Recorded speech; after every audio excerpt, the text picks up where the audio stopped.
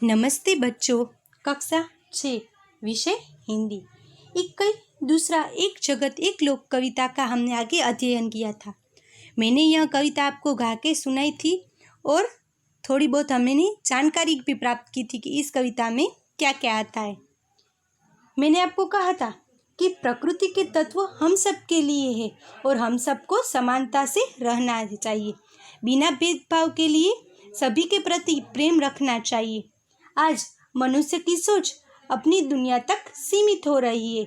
इस काव्य का भाव राष्ट्रवाद की संकीर्णता के ऊपर उठकर विश्व बंधुत्व की भावना विकसित करता है। यह सारा संसार है वह बहुत ही बड़ा है। संसार में बहुत से देश और बहुत सी जातियां हैं। सब एक ही धरती पर रहते हैं। धरती सबकी माता है, इसलिए हम सब भाई भाई हैं।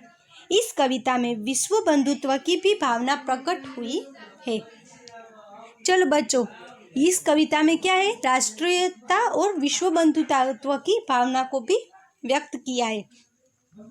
तो यह जो कविता है, यह कविता मैं एक बार आपके सामने गुजराती में बोलूँगी और हिंदी में भी समझाऊंगी। आप लोग अच्छी तरह से सुनना। यह जो पहली पंक्ति है उसमें क्या है, देखिए। यह सारा संसार एक मानव लोक है। इस दुनिया में रहने वाले सभी लोग एक जैसे सम्मान के हकदार हैं। रात में एक ही चंद्रमा सारे संसार में अपनी चांदनी फैलाता है। दिन में एक ही सूर्य सारे संसार को प्रकाशित करता है। हम सब एक ही धरती पर रह और एक ही आसमान के नीचे रहते हैं। इसका गुजराती अर्थ आपको समझाती हूँ। આ સંસાર એક માનવ લોક છે। આ દુનિયામાં રહેનારા સૌ લોકો એક સમાન આદર માનના અધિકારી છે। રાત્રે એક જ ચંદ્રમાં આખા સંસારને પોતાની ચાંદની રેલાવે છે। દિવસ એક જ સૂર્ય સમગ્ર સંસારને પ્રકાશિત કરે છે। આપણે સૌ એક જ ધરતી પર અને એક જ આકાશની નીચે રહીએ છીએ।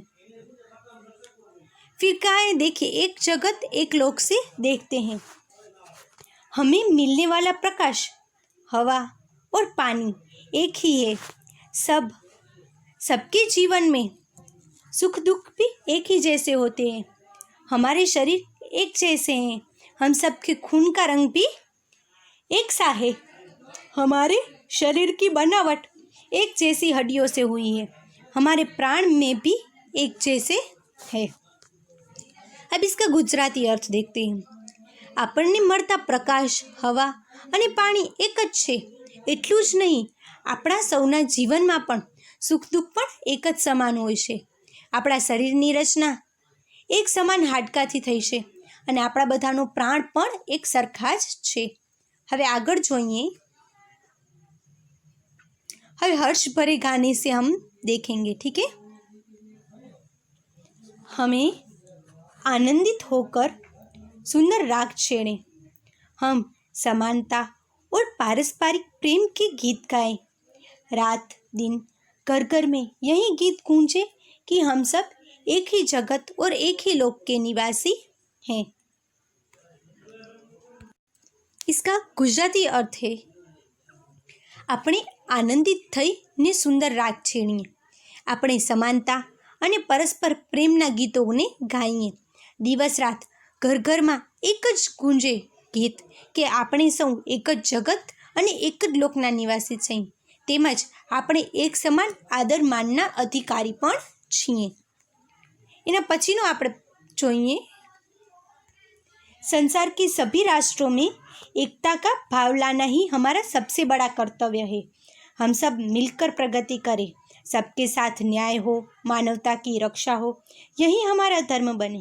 हम सब मिलजुल कर विश्व शांति के निशान हमारे त्रिरंगे झंडे को लहराएं और इस तरह अपनी एकता को साबित करें।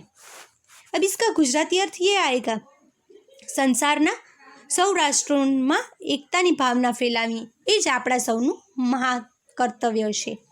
આપણે સૌ હળીમળીને પ્રગતિ કરીએ, સૌને ન્યાય મળે, માનવતા રક્ષણ કરીએ, એ જ આપણો ધર્મ બને।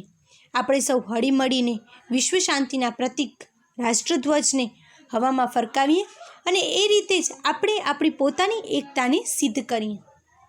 चलो बच्चों, आज हमने यह कविता का अध्ययन किया और मैंने आपको इसका गुजराती अर्थ और हिंदी अर्थ समझाए। अब आपको भी यह कविता एक बार अच्छी तरह से रीड करनी है, ठीक है। नमस्ते बच्चों।